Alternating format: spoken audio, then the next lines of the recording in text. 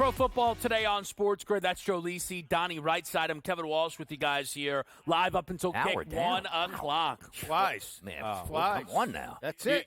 Listen, wait till we get to this one here. Uh-oh. Here's your behind it. Quarterback questions. We're supposed to probably get to 3 to 4 topics. If we get past Carolina, I'd be stunned. Wow. As the Panthers this week made a stunning decision to bench Bryce Young.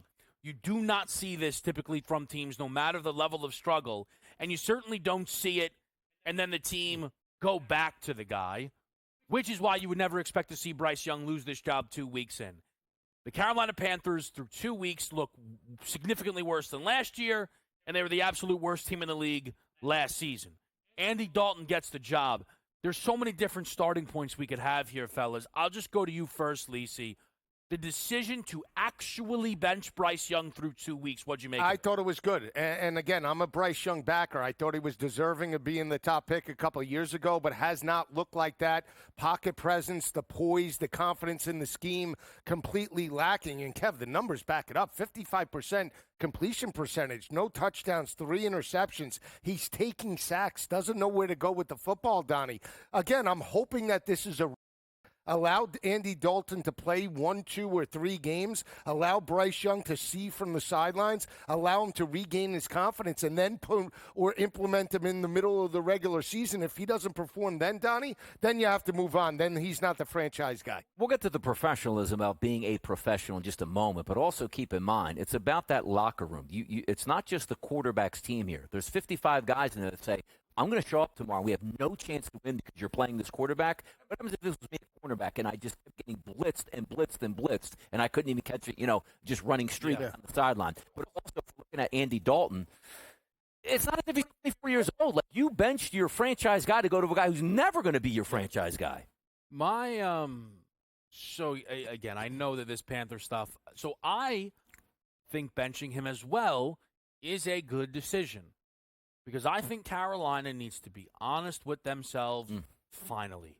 They are in the worst spot that this league has to offer by a lot. There is arguably 0 blue-chip talents on this roster. You would argue Derek Brown. Well, he tore his ACL. He's not playing this year. We'll see what the player is when he comes back. You can like J.C. Horn all you want, but he's not taken off the way some of the other younger corner halves immediately, Sauce Gardners and Derek Stingley's of the world. And I like J.C. Horn just fine, but again, I don't know if we're sold that he's going to be an all-pro, Pro Bowl level guy. The offensive line, nothing to speak of. Jonathan Brooks hasn't made an NFL debut. The wide receiver room, again, people keep lying to themselves. Oh, we fixed this wide receiver room. No, you did not. You got the second-best wide receiver out of Pittsburgh. Adam Thielen is very old at this point here and was a number 3 hang-on in Minnesota. And Xavier Legette was the 5th, 6th, 7th wide receiver drafted this past year.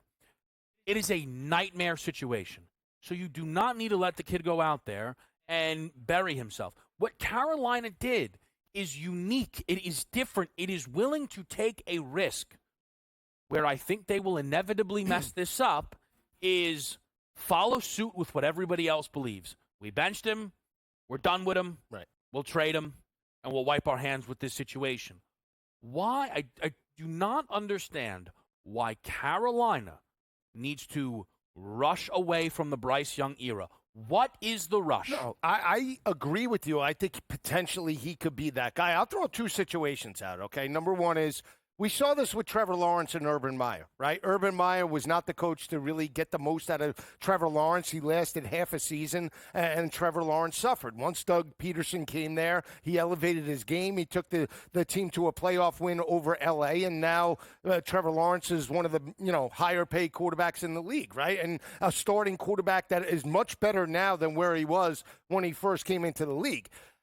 I don't know if Bryce Young was sort of handcuffed by Frank Reich's system last year where, Frank Reich openly came out and said, I want him to run my scheme. I want him to understand and run it my way, as opposed to developing a game plan around Bryce Young's strengths. And I think that's where NFL coaches get hard-headed sometimes, Donnie, right? It's got to be my way or no way. If you're drafting a guy and you know he's not good under center, why put him under center? Put him in the shotgun the way he was in college. So I think that hampered him. The problem that I see with Bryce Young now, forget the stats, it's him in the pocket, him in terms of the huddle. He doesn't even look like he wants to be there, Donnie. Here's the issue, too. Number 1 overall pick, it's not like it's his 5th year, right? Oh, we got to make an option on him. Here's also the key.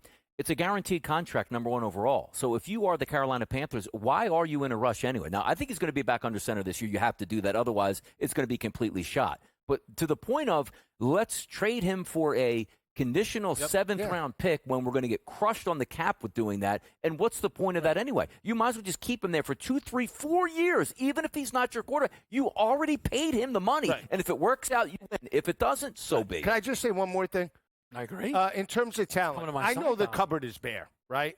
But there's slightly, and listen to my words, slightly more talent from an offensive than New England, right? I mean, I'm just saying. Stevenson is like so much better than. But I'm talking in terms of weapons on the outside, right? They're comparable.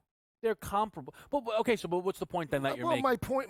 I'm just saying in terms of my point is I agree with you. The weapons aren't there in terms of his development, but he still hasn't shown the right looks in trying to go with the football. He hasn't. He doesn't. He always stares down receivers. Number one.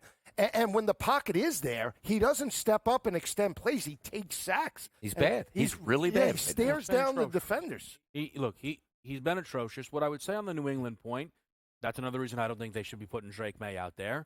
And I'll be honest with you. I didn't even make the connect. I mean, in real time we were asking it, but I'll give credit to Mel Kiper who went wild about it, and he's right. I'm not playing Bryce Young in the preseason. That was crazy. Insane. And I legitimately think it's on the board with what we've seen from the NFL this year, that next year's preseason, buy those tickets. I think you might see stars. I mean, we might get Super Bowl efforts next year in the preseason with what we've seen from these offenses. It's unacceptable. You know who played in the preseason? Derek Carr, Pat Mahomes. Meanwhile, the Philadelphia Eagles, they don't play in the preseason. No. The Rams don't play in the preseason for what? To make sure everybody's healthy? How'd that work out? True. And then Bryce Young plays one drive in a brand-new offense. And, the one thing that worries me a little bit is that this benching is not what's best for Bryce. It's Dave Canales going, oh, my God, Pepper's going to fire me after 6 weeks like he fired Reich. Because here's the reality. It is worse than it was under Frank Reich. It is. Everything about Carolina is worse. So, again, I think benching Bryce Young is good. But we think about now, the worst record in football, right? And let me see if I can just kind of put where is this this market here quickly. I'm losing my grasp. I just had it in front of me. The specials. I'll find it in a second. Yeah, we're not going to be able to bail you out. Yeah, they're the favorite. Yeah, I know, right? Yeah, I'm asking the wrong guy. Ticket now. Can I cash out? But this is a team that has the favor to have the worst record in football. Is anyone here willing to bet against that? Is there any other team that you've looked at through 2 weeks? I'll let you add New England in from Thursday night and go, yeah, they are about as bad as Carolina. Because wrapped up in all this is their defense is abysmal this season. It is. I know you'll get a chuckle out of this. I'll just say because they're 0-2 and because it's New York, the Giants with Daniel Jones, do they cave it in because of how it happens? I'm just saying I might throw them in there if they lose today. The only team I would look at maybe be the Rams, but not because they're just so injured they just throw their hands up by week 6 or 7 and just trade multiple guys, which includes Matthew Stafford going like Miami. I understand it's not going to happen, but just a facetious answer to that. Yeah, it would be the Rams for me. They're just so banged up. And if they're 0-6 with a veteran team, some of those guys, start over again. Again, if it was the NBA, Stafford would be going to the LA Lakers. Yep. I already know that much. We are coming up against the break here. Again, I knew we were going to go long on Carolina. We'll try and figure out how you bet this game today with Dalton taking over against the Vegas Raiders. How do you bet Skylar Thompson taking over for Miami? And what do we do with week number 2 of Malik Willis going back to Tennessee and squaring off with the Titans? We'll break those games down next. It's Pro Football Today on SportsGrid.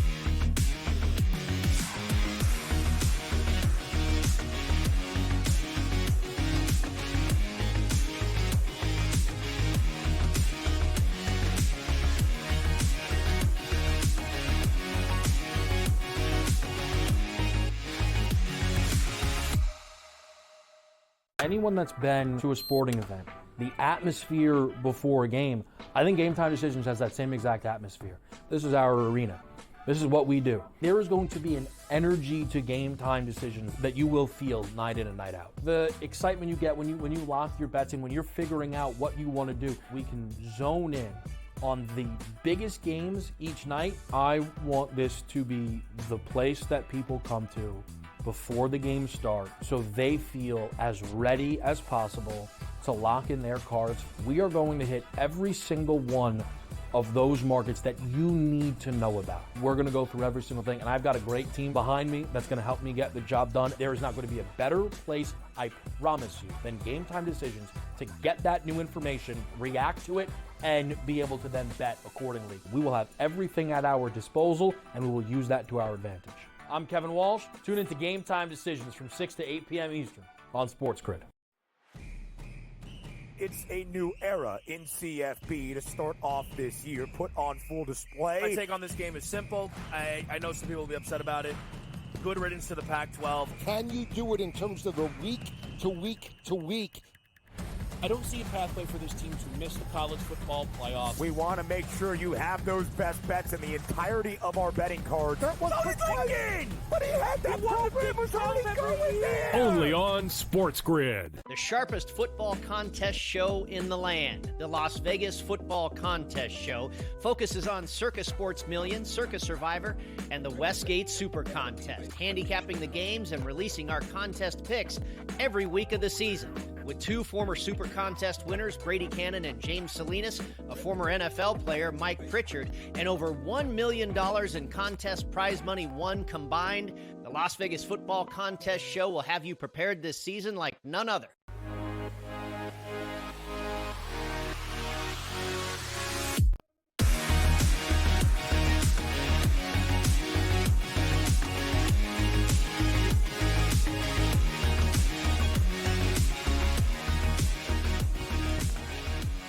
It's a glorious Sunday here on the Sports Grid Network, having some fun, talking some NFL action. Donnie Rightside, Joe Lisi, and Kevin Walsh. And I understand some games aren't as exciting, Joe, as others are. And we are breaking down this Carolina-Las Vegas game. If we're looking at the total in this game, Joe, 39.5 and a spread of -5.5. Vegas, can they get the cover today? I think they can. And I talked about the Las Vegas Raiders as being a sleeper in regards to a playoff contender. I did take them at plus 320 to potentially make the playoffs. You saw Gardner Minshew step up. I think this is a spot where they can continue the momentum. You have a quarterback that's going to be in the pocket in regards to Andy Dalton. He's not mobile. And I think that'll lead to sacks in regards to this matchup. I look for a bounce back out of Zamir White in the rushing attack. Not only that, but you look at just Carolina from an offensive perspective, Donnie, on the year, 350 total yards.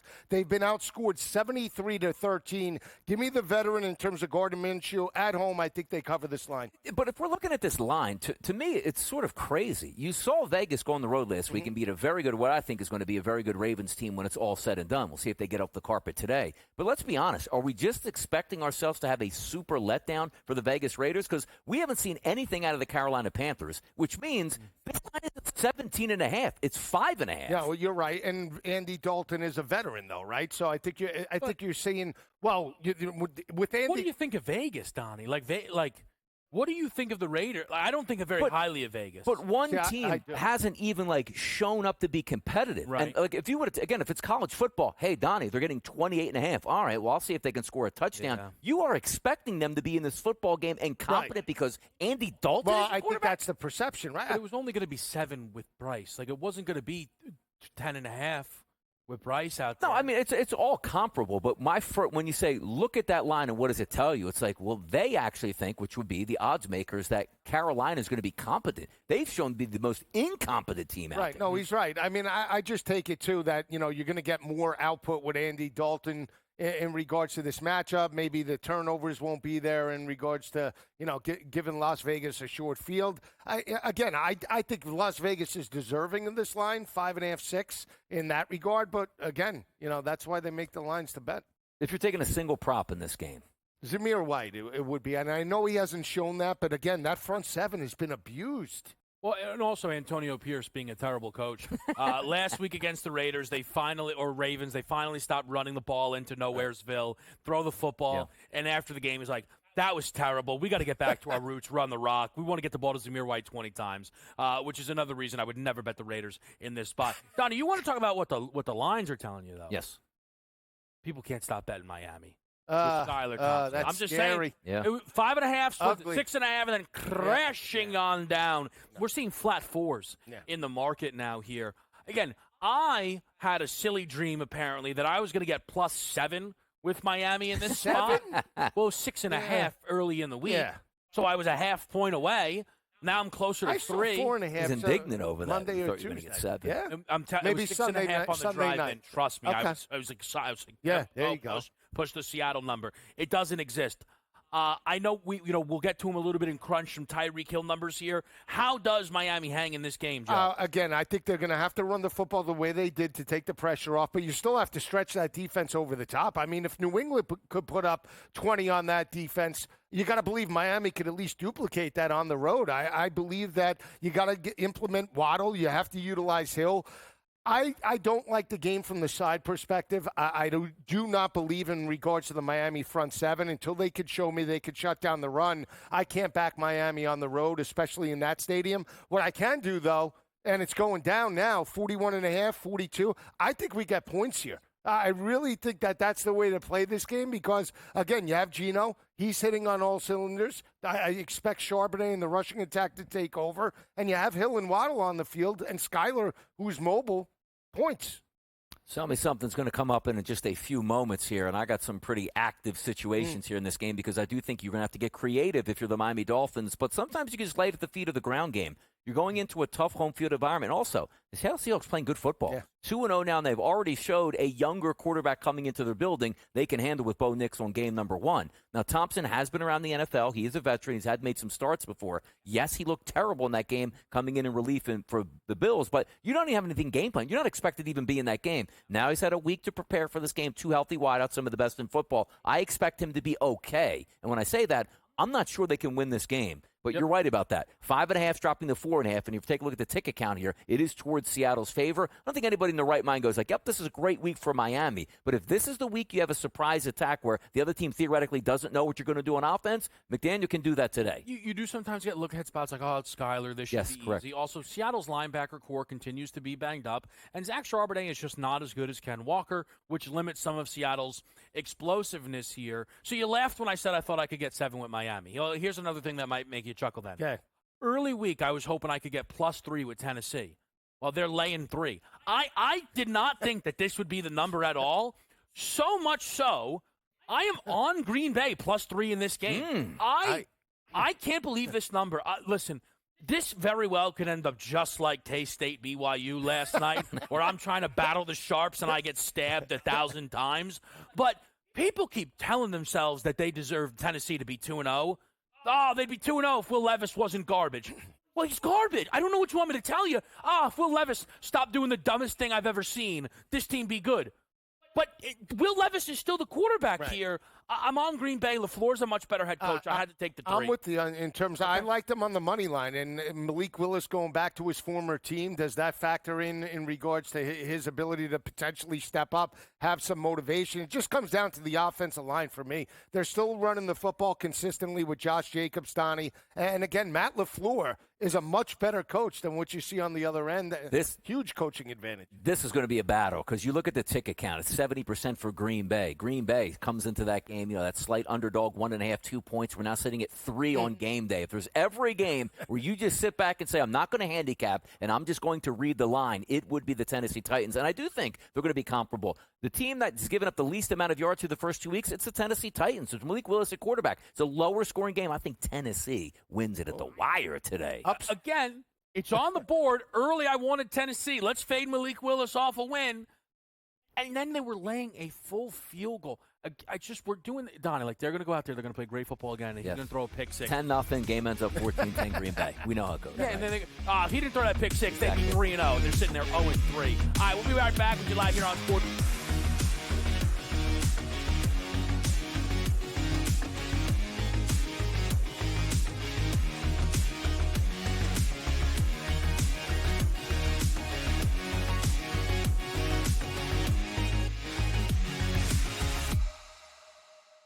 Anyone that's been to a sporting event, the atmosphere before a game, I think Game Time Decisions has that same exact atmosphere. This is our arena. This is what we do. There is going to be an energy to Game Time Decisions that you will feel night in and night out. The excitement you get when you lock your bets in, when you're figuring out what you want to do, we can zone in on the biggest games each night. I want this to be the place that people come to before the games start so they feel as ready as possible to lock in their cards. We are going to hit every single one of those markets that you need to know about. We're going to go through every single thing, and I've got a great team behind me that's going to help me get the job done. There is not going to be a better place, I promise you, than Game Time Decisions to get that new information, react to it, and be able to then bet accordingly. We will have everything at our disposal, and we will use that to our advantage. I'm Kevin Walsh. Tune into Game Time Decisions from 6 to 8 p.m. Eastern on SportsGrid. It's a new era in CFB to start off this year, put on full display. My take on this game is simple. I know some people will be upset about it. Good riddance to the Pac-12. Can you do it in terms of the week to week to week? I don't see a pathway for this team to miss the college football playoff. We want to make sure you have those best bets in the entirety of our betting cards. That was thinking, but he had that program was already going there. Only on SportsGrid. The sharpest football contest show in the land, the Las Vegas Football Contest Show, focuses on Circa Sports Million, Circa Survivor, and the Westgate Super Contest, handicapping the games and releasing our contest picks every week of the season. With two former Super Contest winners, Brady Cannon and James Salinas, a former NFL player, Mike Pritchard, and over $1 million in contest prize money won combined, the Las Vegas Football Contest Show will have you prepared this season like none other.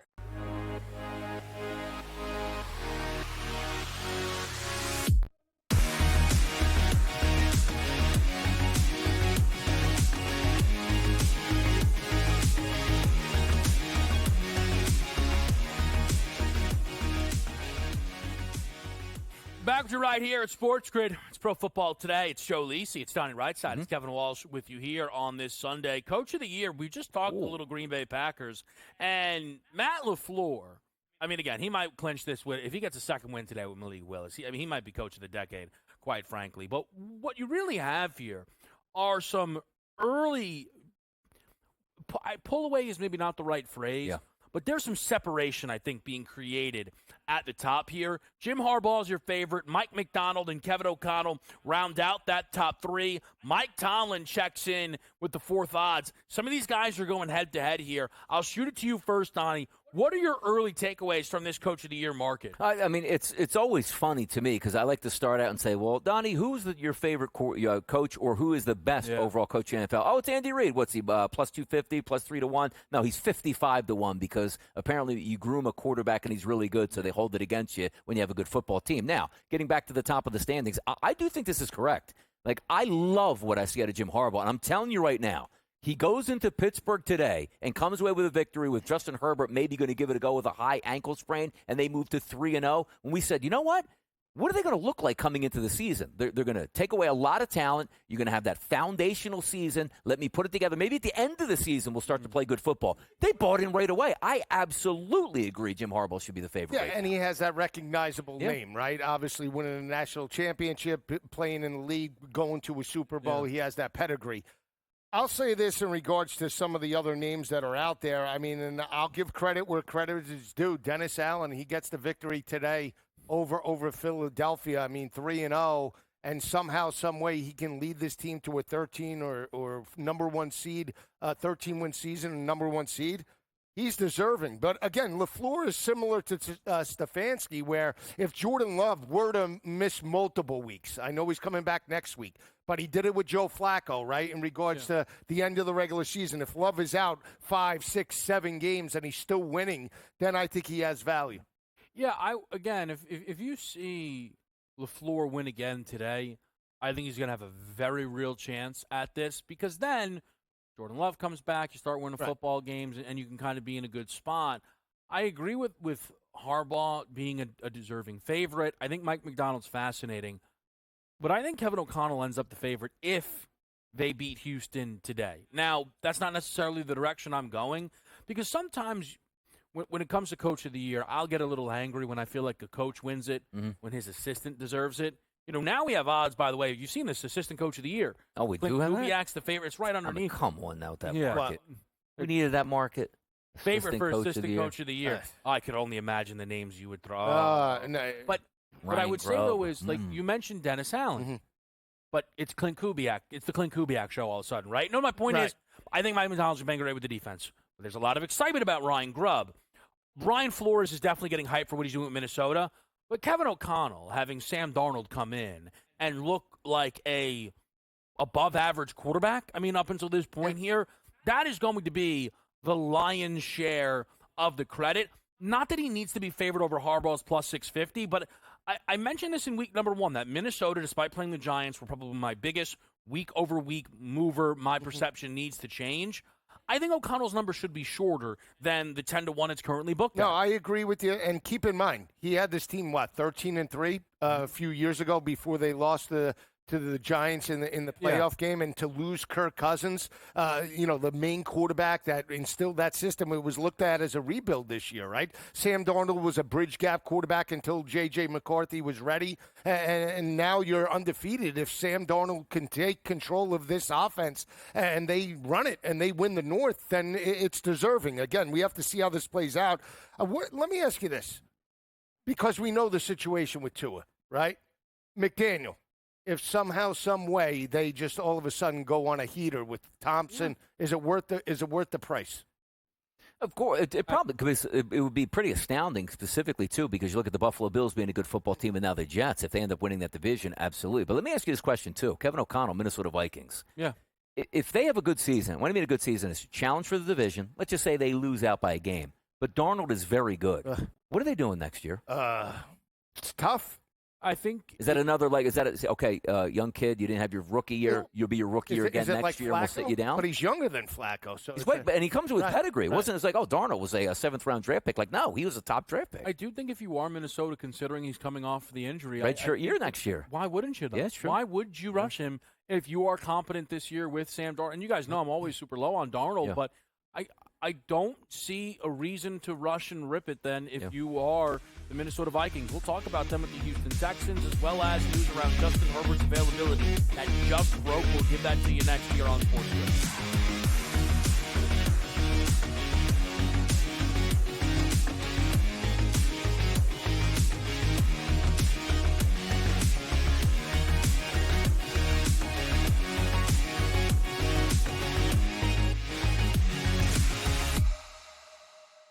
Anyone that's been to a sporting event, the atmosphere before a game, I think Game Time Decisions has that same exact atmosphere. This is our arena.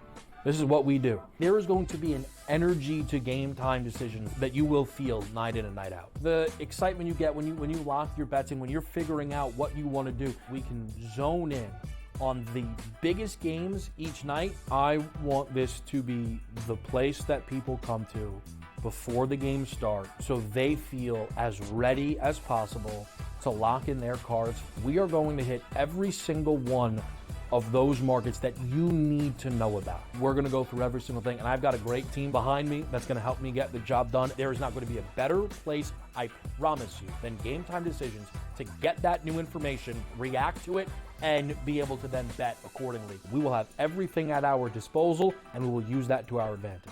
I'm Kevin Walsh. Tune into Game Time Decisions from 6 to 8 p.m. Eastern on SportsGrid.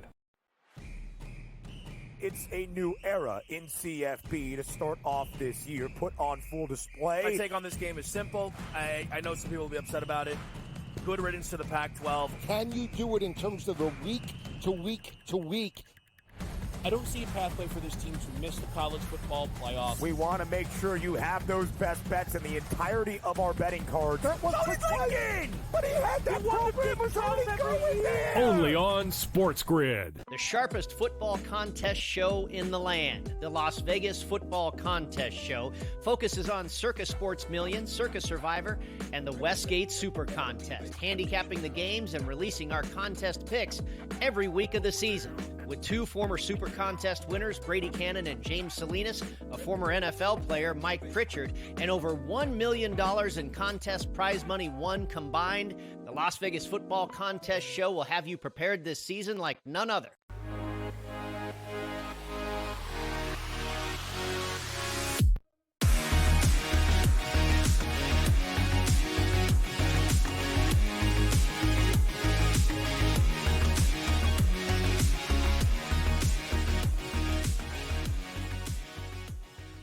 All right, let's start with your Justin Herbert news, which I know at this desk brings a lot of eye rolls here. We have heard that Justin Herbert from Ian Rappaport, who's dealing with a high ankle sprain, is going to be active. His warm-up went well. Expect 3 quarterbacks active. He then had a quote tweet that in reply. To be clear, Justin Herbert is expected to start. This is a mess. This is an absolute mess here. I don't expect a lot from the props market. Yeah. I was rooting on, not because I'm rooting for an injury, but from what I wanted to wager, Herbert out, Chargers at plus 3.5 or better. I would imagine he would be worth that to a point spread, right? I would think so. And then I would be betting the Chargers to hang within a field goal of the Steelers offense that has not been explosive whatsoever. What do you make of this, Donnie? It's not good news for the Chargers here, and you're right. There's activated 3 quarterbacks because we're not sure if he's going to make it through. And this isn't like you're saying, you know what, guys? It's Carolina. You're going to play Carolina back-to-back weeks here. All we need you to do, kid, hand the football off and protect yourself in the pocket. You are going against a bunch of just wild beasts up there in that front 7 today for the Pittsburgh Steelers. They are going to be breathing down your neck, and if you can't get out of the way, you will be injured once again. I'm surprised that he's eligible to play because we were dealing with early in the week to not knowing what type of ankle sprain, tape it up, will be fine. The minute high ankle sprain gets out there and you say 1 week later he's going to play, I don't buy it here. If he plays, it's limited today. Advantage Pittsburgh Steelers. I still like the Steelers whether he plays or whether he doesn't. His number today is posted at 181.5. They're going to have to throw it somewhat, right? You can't just line it up. And that Steelers secondary is why I like them in regards to this matchup. They forced 4 interceptions over the past couple of games, held Kirk Cousins in Atlanta to a $155 and 2 interceptions. Last week, Bo Nix, 246 and 2 INTs, but he did pick up a lot in garbage time after they fell behind 13-3 in terms of that matchup. They're playing at home. Justin Fields, say what you will, he's winning games, playing within the scheme, and they're forcing turnovers. That's a recipe to win, and laying less than a field goal now at 2.5. I like the Steelers, but I'm going to throw the curveball. I might as well. It's early, right? I think we get points in terms of this matchup. I do. I have a question about the Herbert passing total. Yeah. 181.5. Mm-hmm. Week number 1, 144 yards. Yep. Week number 2, 130 yards. Mm-hmm. Why? Rip it and rip it. No, but that's not gonna. That's not. That can't happen. It can't happen. It's not the algorithm. It's the algo. The alt. It's got to happen. Do you think that Justin Herbert today is going to throw for 225 plus? And here's the worst part about it. Like, Justin Herbert coming into this game fully healthy, and they post like a 180. Like, he didn't play too well when he was healthy in the first 2 games. Now he comes in and saying, like, I don't know if I can drop back and pass today because my ankle hurts, but I'm going to throw it for more yards than I did against a much better defense that I faced the first couple weeks. Maybe it's the rope-a-dope. I mean, it could be so the Ben rope-a-dope. Remember Roethlisberger did that. Couldn't throw all week, uncorked a 65-yard against Denver. Play number 1. Said, I'm not believing anything anymore. Last week his number was 203.5. Okay. Now they rolled Carolina. He didn't need to throw He didn't the throw football it in the that second much. half, yeah. No, right. But he's also averaging 6 yards per pass attempt. Yeah. Their whole thing is running the football. I know I'm like going crazy over a 181.5. That just feels far too. I don't know why you post it. Well, maybe, again, I think they posted number 1, they must be certain that he's playing, right? So playing at least 80%. All right, maybe he's not 100%. He says he can play, and they have 3 quarterbacks, but they post. I always say this. I feel like I need to take the under now. The books know what we don't, right? And whatever we think we know, they know more. They're posting a 181. They're pretty confident that he's going to play in this matchup. And again, I like the total. I think potentially he can get there because he's trailing in this ballgame. So, but I'm not going to play it. But if I had to, I would play it. Well, here's the odds for me in this game. Knowing what a high ankle sprain is and to a quarterback against a devastating pass rush, I think it's more likely he doesn't finish the game than throw for 180 yards. Yeah, I would look towards the under in that. I don't know. That's just a very, very confusing number to me. Let's shift. The total just bounced up from 34.5 to 35.5. You must have been down? You must have been sneaking bets in during the breakdown. Let's get over to this Houston-Minnesota game, man. So this was going to be. There's only 2 sides that I have today, unless Philly gets back up to that 3-point number. That'll be a third then for me. I have Dallas, as I said, and I mentioned that I'm on Green Bay. I was going to be on Houston. As it got closer and closer and closer, I pulled up. Did you? I got gun shy. I'm giving the Vikings credit. The Texans are my look. I don't know if Minnesota is 3-0 good, but being at home helps.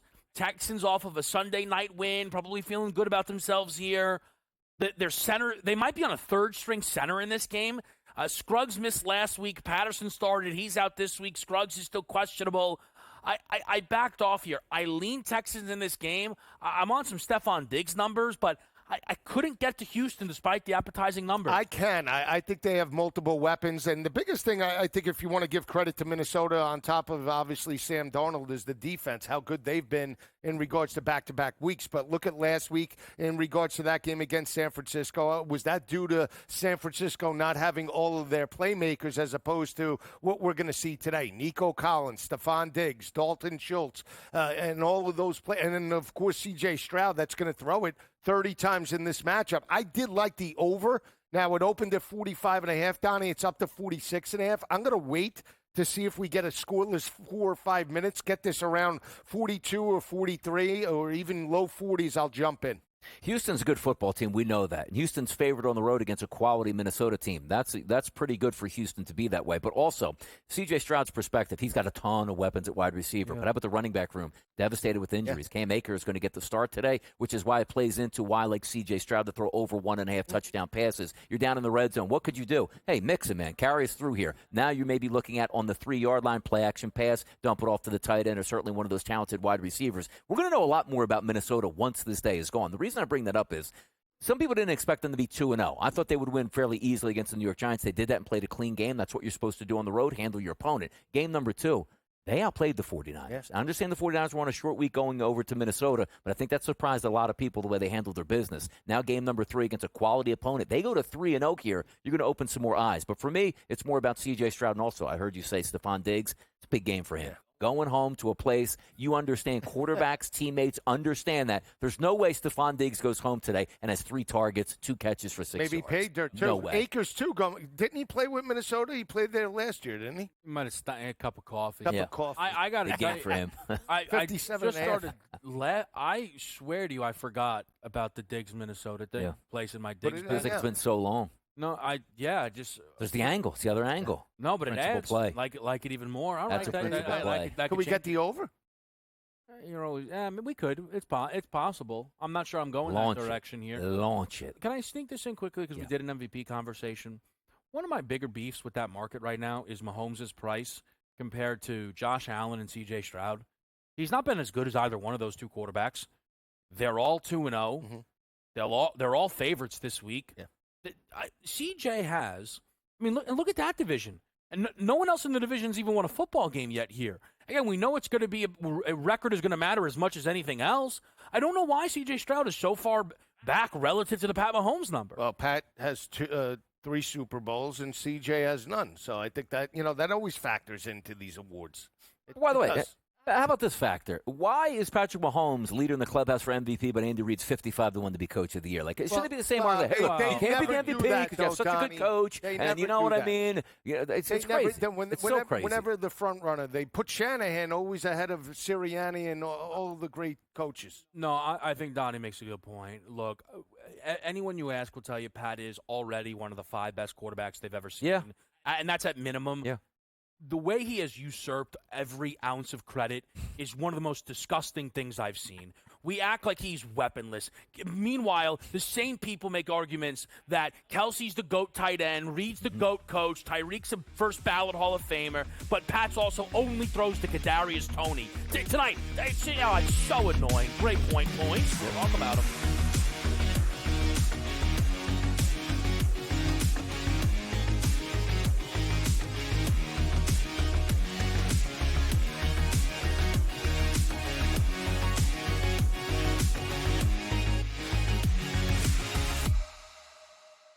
Anyone that's been to a sporting event, the atmosphere before a game, I think Game Time Decisions has that same exact atmosphere. This is our arena.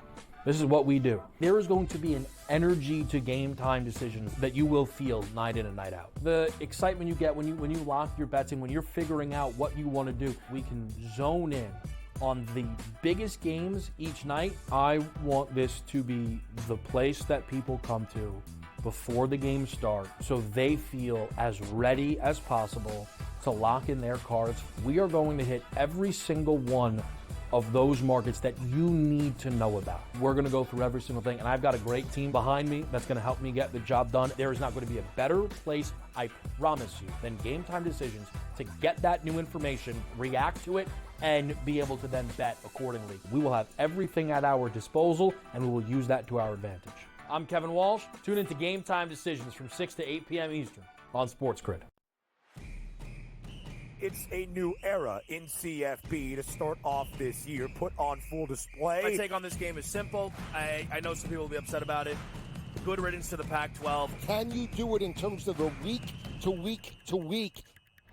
I don't see a pathway for this team to miss the college football playoffs. We want to make sure you have those best bets in the entirety of our betting cards. That was thinking, but he had that program was already going there. Only on SportsGrid. The sharpest football contest show in the land, the Las Vegas Football Contest Show, focuses on Circa Sports Million, Circa Survivor, and the Westgate Super Contest, handicapping the games and releasing our contest picks every week of the season.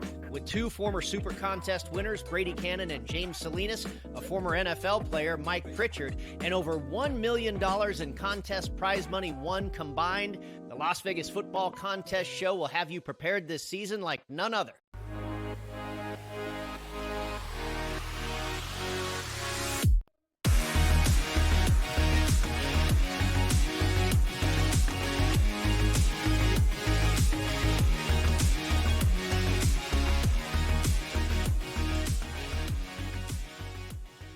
All right, we're back at your right here. It's Pro Football Today. Points, party over. We're looking for some juice here. Look, a little behind the curtain. A lot of times, this is our games that are remaining, which means they're not like the biggest marquee matchups. It's the first time your best bet is not involved in this segment. Feel great. Despite the fact I think it is the lowest total on the board. Let's start with a game that has all the juice in the world and a big-time total in the desert. 51.5, Arizona-Detroit.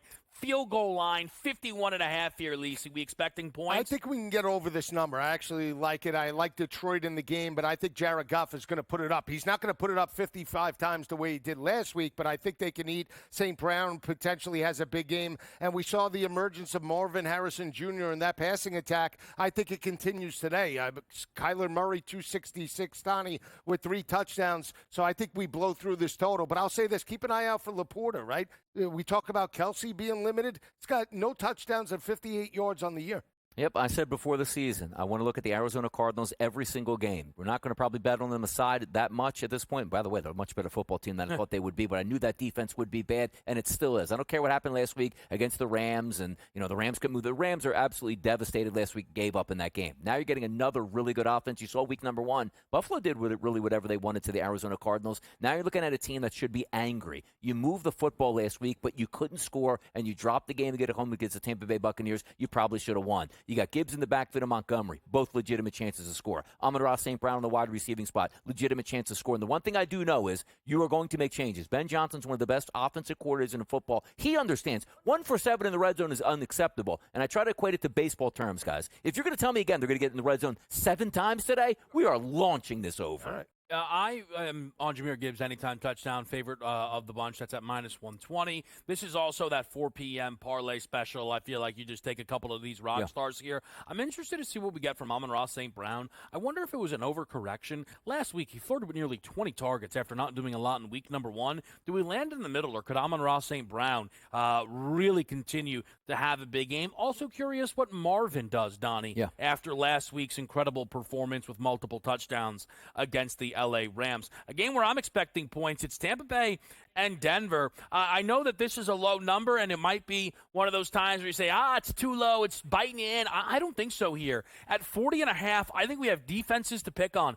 Tampa remains injured. We know Antoine Winfield is out. So is Vita Vea. It'll give Denver the chance to do enough The Bucs offense is smooth moving and grooving. Baker's been awesome. Mortgage Mike Evans is going to go out there and continue to find the end zone. Rashad White, I bet him to score a touchdown in this game. I'm on 40.5 over. I like the look in regards to Tampa Bay. My concern in regards to the 40.5, 41 is what do you get out of Sean Payton and Denver? I worry because they're 0-2. I don't think Sean is in a major rebuild. He's going to start to try and win games with Bo Nix. And does that mean limited opportunities? Does that mean running the football, especially on the road? And do we try to get this game 17-13 in regards to the fourth quarter the way he did against Pittsburgh, Donnie? I understand Pittsburgh, a much better defense. They were at home. But on the road, knowing that they lost to Seattle, that is my one concern. It's a no play for me. Yeah, it's a no play for me either way, side or total in this game. If you said, you know what, just give your thoughts and feelings on this. I actually think it does play more to an under, and that's what they're betting right now. 42.5 drops down to 40.5.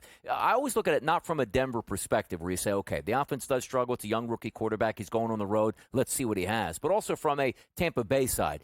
Do you want to go out and say, all right, Baker Mayfield's playing great this year, we get it, but let's make, hey, 1 touchdown pass, 3 interceptions. That's how you lose this football game. If you have 1 touchdown pass and no interceptions, you know what? They win this football game over Denver. That's the part I'm worried about. But if you are going to get a Tampa Bay offense that presses it down, let's just say they get 14 points midway through the second quarter, that's going to force Bo Nix and that offense to open up. That's how you get the over. I just look for maybe a slower start in this game from a Tampa Bay perspective, saying, hey, you know what? Things are going well. We got a rookie quarterback in town. We should win this football game, but let's not press the needle down because why? I don't think we need to, Kevin. Yeah, I think that this is going to be really interesting just for Tampa Bay, knowing the position that they're in. Mm-hmm. When you take a look at Atlanta playing Sunday night against Kansas City, you look at a tough matchup for New Orleans, even if they're favored against the Philadelphia Eagles. If you are the Bucs, you're supposed to win today. You should be handling your business. You should be sitting there 3-0. Schedule's going to start to ramp up after this. From that angle of it, it's a really important game for the Bucs to not let one go while your counterparts are having much more difficult opponents put on their plate. Another game that I think there could be points in, but the total's climbed a little bit past where I wanted to bet it at, is Indianapolis and Chicago. I think there's still just too much talent on these offenses for this game for these offenses to not find their level. Caleb Williams hasn't found a groove just yet. Some of the play calling has been poor. I blame Waldron. You blame Eberflus. Either way, it's not been good. Shane Steichen last week, I don't think his guys were focused. I think they went in to, we're playing Malik Willis. This will be easy. And they just never woke up really in that football game. I expect points in this game here, but at 44 now, the numbers climbed a little bit too much for It's a little too rich for me as well. I like Indy more than I like the total in regards to that. Again, I just need to see more out of Chicago's offense. We know that Caleb potentially has the ability, but again, every short to intermediate throw is not going to get it done, and certainly not going to get you through the 43.5, 44 points, Donnie. So, again, I think they might run the football too, Chicago, being that they're on the road a little bit more, and see a heavy dose of Jonathan Taylor on the flip side for the Colts. I look at the line, and I don't think it makes all that much sense. The 2.5s dropped into 1.5, says it's like, oh, man, yeah, they were so close, the Chicago Bears at first. They've been abysmal on offense, and a rookie quarterback going on the road as if he's supposed to wake up and be great in this environment. I don't buy it. And also, I'm not happy with Richardson the way he's been playing this year. It's his de facto rookie year, but they're home, and I think Joe's leaning on the right point here. This should be a Jonathan Taylor 17 carries, 132-yard game, and a touchdown here. I trust the Colts at home more than I do the Bears, who haven't woken up. You show me today you're ready to win on the road and have a competent offense, I'll back you. Until then, I'm not doing it. Talk to me quickly here. Browns-Giants, 38.5, dropping total. Cleveland's laying 6.5. This is the one I would like out of the group. I think because you saw Daniel Jones emerge last week, 2 touchdowns, Neighbors over 100 yards. Well, I'm just saying, he cost me the total, but he was more productive than he was against Minnesota. Hey, I can't lay points right now with the Cleveland Browns. I like what they did last week against the Jacksonville Jaguars, but I think the Giants are sneaky in this game. I don't think they win the game, but they'll be around that single-digit number. I'll take that. We get the over. I would lean that way. I would lean towards Cleveland. I did take a look at Malik Neighbors to lead the day in receiving, though, just because, my goodness, I mean, they're peppering this kid with targets. They're trying everything they can to get him the ball here. He'll be looking forward to playing with the quarterback.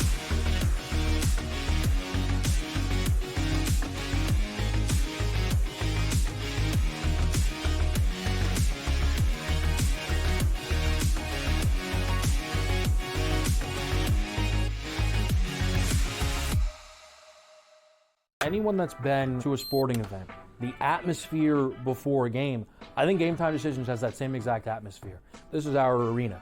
This is what we do. There is going to be an energy to game time decisions that you will feel night in and night out. The excitement you get when you lock your bets in, when you're figuring out what you want to do, we can zone in on the biggest games each night. I want this to be the place that people come to before the games start so they feel as ready as possible to lock in their cards. We are going to hit every single one of those markets that you need to know about. We're going to go through every single thing, and I've got a great team behind me that's going to help me get the job done. There is not going to be a better place, I promise you, than Game Time Decisions to get that new information, react to it, and be able to then bet accordingly. We will have everything at our disposal, and we will use that to our advantage.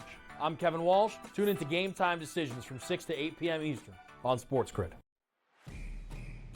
It's a new era in CFB to start off this year, put on full display. My take on this game is simple. I know some people will be upset about it. Good riddance to the Pac-12. Can you do it in terms of the week to week to week? I don't see a pathway for this team to miss the college football playoffs. We want to make sure you have those best bets in the entirety of our betting cards. That was thinking, but he had that program was already going there. Only on SportsGrid. The sharpest football contest show in the land, the Las Vegas Football Contest Show, focuses on Circa Sports Million, Circa Survivor, and the Westgate Super Contest, handicapping the games and releasing our contest picks every week of the season. With two former Super Contest winners, Brady Cannon and James Salinas, a former NFL player, Mike Pritchard, and over $1 million in contest prize money won combined, the Las Vegas Football Contest Show will have you prepared this season like none other.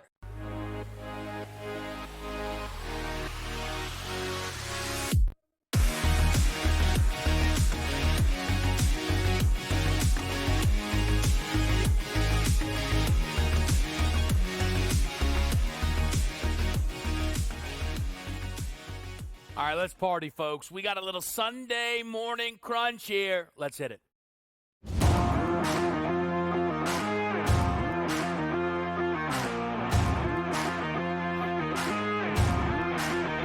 right, let's make it happen here. 3 props from each of us. At some point, you think we'll get a 9-0? Yeah, today. All right. Wow. I feel a lot good. of confidence. A lot of confidence from the board. Today. Wow. All right, load it up, Lisi. He's sitting on the throne, right in the middle. Gold. He's going for the I'm gold. about to go up higher and That's higher. it. All right, Keep it let's up. go. Keep it up. All right, let's go to the late game, Atlanta and Kansas City. We saw that Cincinnati moved the football. Gesicki had a big day. Secondary wide receivers really abused that secondary over the top. I like Kyle Pitts. I think he can bounce back in a big way tonight. 38.5, I think, is a cheap number. I think Atlanta does utilize the passing game. Give me Kyle Pitts over the 38.5. Tyreek, 63.5, with or without Skylar Thompson. I think they have to dial up certain types of schemes for Waddle and Hill. If the Dolphins are going to win this game, they're not going to run it. They're going to throw it. Give me Tyreek Hill over his number. And then I'm calling for points in Pittsburgh. I think Fields could get through his number. I know they want to run the football, but you have to get George Pickens involved. 49.5, I think, is a cheap number. They almost hit pay dirt last week. Penalties cost them. Give me over Pickens in terms of the receiving, guys. 3 interesting shots there. There you go. We got a tight end, 2 wide receivers getting after it all over receiving yards. Okay, Yeah. let's deal with it. The Pitts thing I just want to say quickly is a really important thing today to find out if, 1, Kansas City can't stop tight ends, Right. /2, is Atlanta capable of getting Kyle Pitts to these numbers, which they should be able to considering his talent. Absolutely. He didn't get involved until basically the final 5 minutes of that game, right? He was Mooney. It was everybody else but Kyle Pitts. Drake London did get going in the second half as well, but if he eats, I expect Pitts to eat. Yeah. You ready to eat? Let's eat. Who's ready to eat good? Let's get some filet mignon right now. Let's go to Pittsburgh, who Joe Lisi actually says we're going to get points. I don't need a lot of points. I don't even need a lot of yards here. Pat Fryermuth over 24.5 receiving yards in this game. You got to be kidding me, man. Back-to-back weeks, he's already hit those numbers. And if we're looking for your quarterback's best friend, it's the easy dump off over the middle. Even if we don't get points, we should be able to get 25 yards out of Pat Fryermuth. Number 2, we're going to go to Baltimore Ravens, and that's Zay Flowers. Going to be the centerpiece of that offense today, 54.5 yards. I even think he gets paid today. I think we get a higher scoring game down in Jerry World. I think it makes some sense to take Zay Flowers. And even if the Baltimore Ravens are losing, even better, extra opportunities late. And also, you'll like this one. Come on, we can't leave out a quarterback today. And I know he's much panned on this set. Will Levis. I don't need him to throw, Joe. Heck, I don't even need him to score touchdowns. 12 and He got them in an opportunity to pull that game out with his legs. So he's a genius. Boy genius. Boy genius. Yep. Boy genius. Callahan, I think, has a lot of I thought he was words. talking about you, boy genius. I thought he was nicknaming you with the crunch. You think so? Wow. I thought so. Okay. I took that out of context. I mean, Joe with the color green. I mean, it's all happening this morning. You know, I gotta tell you what's interesting is that somehow a pair of Steelers pass catchers made the cut here on. Uh-oh. No, I just think that's I mean, one's a really good one. The other one questionable at best. So. Little did you know what Justin Fields always seeps in some way, somehow. All right, let's roll it here. Give me Patrick Mahomes over 18.5 rushing yards. Pat Mahomes went over this number last week. He went over this in 11 of 16 starts in the regular season last year. And we've seen Atlanta through 2 weeks so far get lit up on the ground by certainly more mobile quarterbacks in Hurts and Fields, but also by significantly more yardage than this light requirement of 18.5. Pat could be dropping back more with the Pacheco absence, which leads to more scrambles. This is my favorite prop on the card today. I altered it up as well, 50 plus 900, Joe Lisi style, if you must. I'm on Tyreek Hill as well, receptions instead of yards, which is rare for me. I hope the yards gets there, but I think there's a lot of designed behind the line of scrimmage stuff today for Tyreek Hill. In his limited action with Skylar Thompson, he's had multiple 7-reception games where the yardage wasn't big time enough for that to be my look. And again, I don't hate the yardage, but I prefer the receptions at 5.5, trading at plus 105. And then Stephon Diggs, the revenge angle we didn't even know we needed. What I needed was a low number at 46.5. That's lower than Tank Dell. No, he's not Nico Collins so far in this offense, Diggs, but he is playing significantly more than Tank Dell. At 46.5 with no Joe Mixon, I think there's more passing opportunities for C.J. Stroud and this offense, which will create rhythm and flow there for Stephon Diggs to get over that 46.5 yards. I love the Diggs move. The Diggs move is perfect at this point here. Got him in a round robin today. I think he goes over 50, and I think he might find pay dirt. Whoa! Cap inside information. It's next on SportsGrid.